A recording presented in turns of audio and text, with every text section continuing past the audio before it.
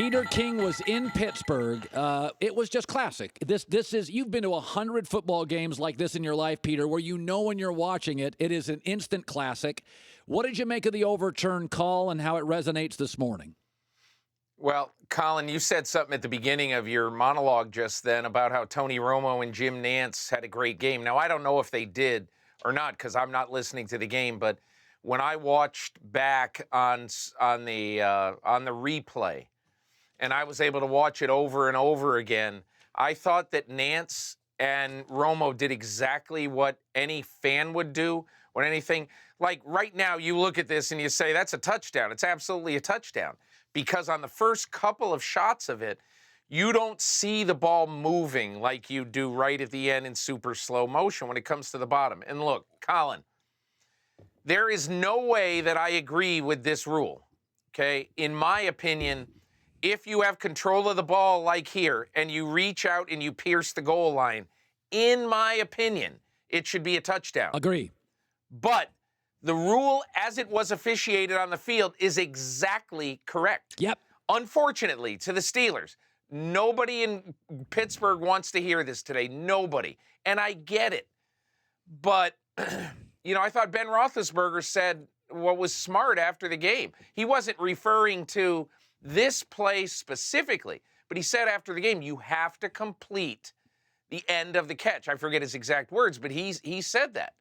And I think he understands that as painful as this is, if you reach across the goal line and in the process of falling, the ball is jarred as you see it, as the ball is jarred, that shouldn't be a touchdown.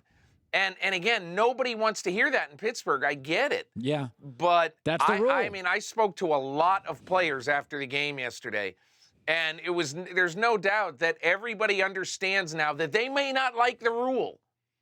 But the rule, I believe, was officiated properly. By the way, Belichick does this. He did this against the Seahawks in the Super Bowl, and he did it against Pittsburgh. He will not call a timeout.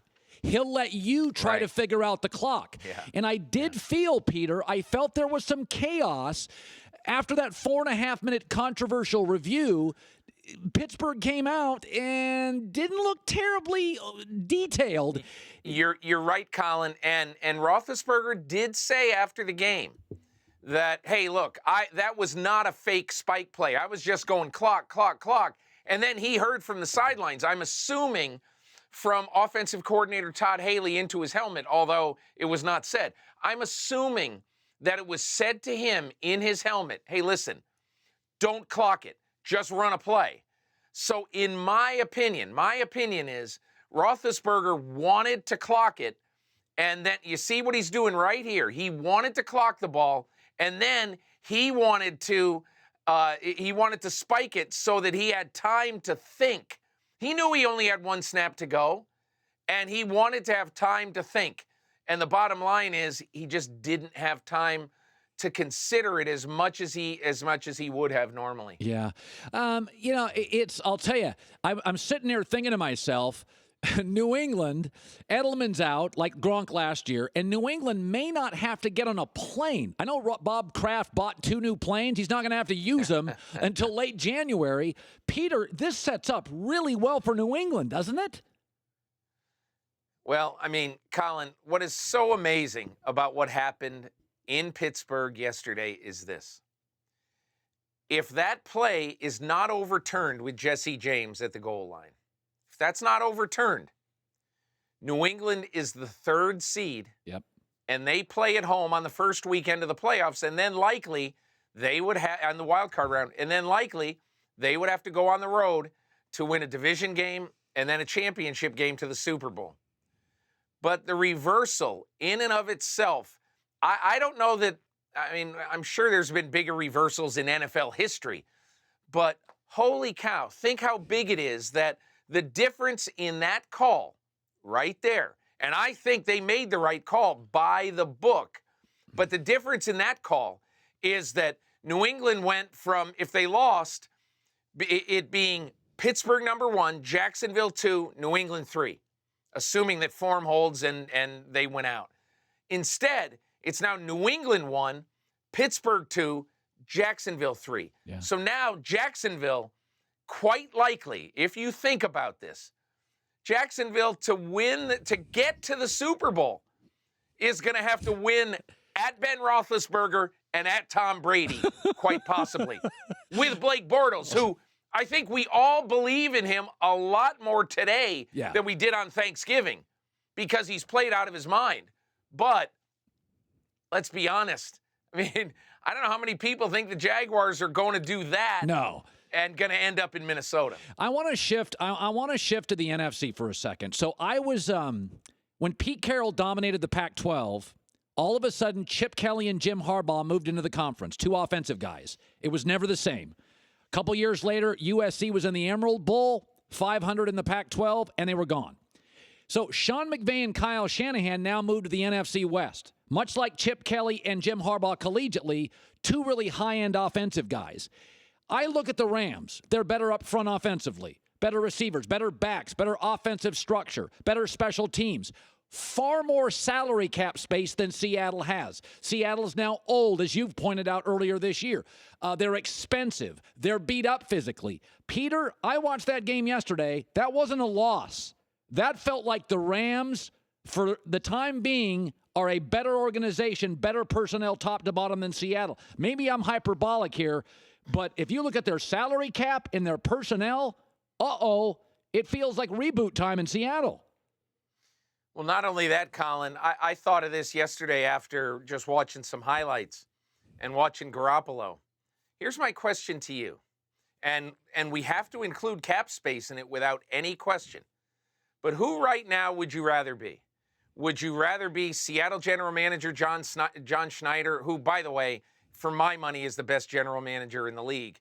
But today, would you rather be Seattle general manager John Schneider, with so much age on defense and so little money to fix it, and knowing that if you don't fix the offensive line, you got to get sued for malpractice? Yeah, it's brutal. So you got so much to do. Or would you rather be San Francisco with what clearly looks like the long-term quarterback of the future, a huge amount of cap space, and some decent young players? I mean, who knows how good? Yeah. But, and then, or would you like to be the Rams, with another long-term quarterback of the future, a young coach, and all that? And this is why, to me, I think the NFL is so much fun to follow. Because the Seattle Seahawks have been good for what? 5 years? 6 years. They've been good for 6 years, okay? And in the NFL, in most cases, that's long. If you're good for 6 years, that's about it. That's it. The Patriots are an exception. The Steelers are an exception. And Green Bay has Aaron Rodgers, so they're clearly an exception and a pretty smart guy running them. But for the most part, teams cycle through. The Arizona Cardinals and the Denver Broncos and the Carolina Panthers, they cycle through. And that is what I think we're seeing right now. Let me just say this about Green Bay. Peter, if you look at the Rams, Vikings, Eagles, Saints, Carolina, Dallas, I've felt this for years. Ever since Green Bay lost that 12-point lead in the fourth quarter against Seattle in the NFC Championship, since then, with Aaron Rodgers, they're 12-11 on the road. They're 27-19. I believe there was a line of demarcation there. They don't look fast enough. They don't look dynamic enough defensively. Hopefully they re-signed Devontae Adams because Jordy Nelson's peaked. I got to tell you, Peter, you're talking about that window. I feel like Green Bay has to do something big. I don't feel they're close personnel-wise to the elite NFC rosters like Minnesota. Do you? I agree. I think Minnesota to Green Bay now has really become a shift, especially if Minnesota figures out, I don't know who it is. It could be any of three quarterbacks. You get a feeling it's probably Bridgewater, but you don't really know. But if Minnesota can get B-plus quarterback play, they're probably going to be better than Green Bay for the foreseeable future. Yes. In my opinion, because of the 3 or 4 guys on the front seven of the Vikings, Danielle Hunter, Everson Griffin, Anthony Barr, Harrison Smith playing center field, the good corners, Mike Zimmer, defensive mind. I think that's a really strong, really promising long-term team if they can get the play at quarterback. But I do think, Colin, I've often thought this, that in my opinion, we talk about things like when they lost that game, it changed the franchise. I just don't think many players think like that. I think it was a talent bleed in the first place.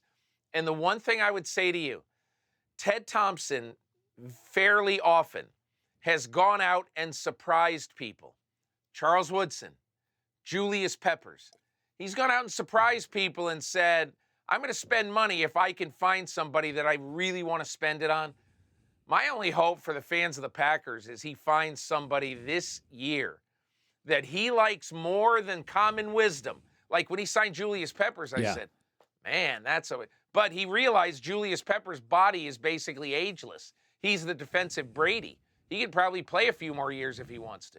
Thanks for watching. Subscribe here to get the latest from the show. Also, be sure to check out more of the best clips from The Herd or go watch a few segments from the newest show on FS1, First Things First, with Chris Carter and Nick Wright.